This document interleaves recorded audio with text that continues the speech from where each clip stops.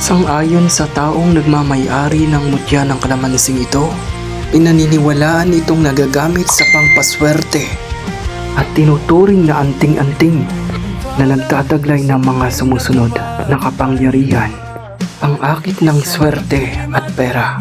Ginagamit din itong pangpaswerte sa negosyo, benta at trabaho para makahatak ng customer at grasya, panghalina at pangpaamo, at pinaniniwalaang itong may bisa bilang panggayuma at pangpalubag ng loob upang maging maamo at maganda ang pakikitungo ng ibang tao sa iyo, pangontra sa masasamang enerhiya tulad ng mismong prutas ng kalamansi.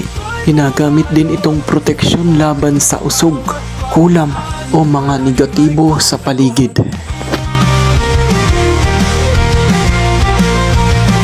Mayawag sa hangin na kanilang dala, pangakong pagkabuhay, di mag-iisa. Sa bawat hakbang na hirap at gulo, ang hilang saksi, laging kasama. Totoo,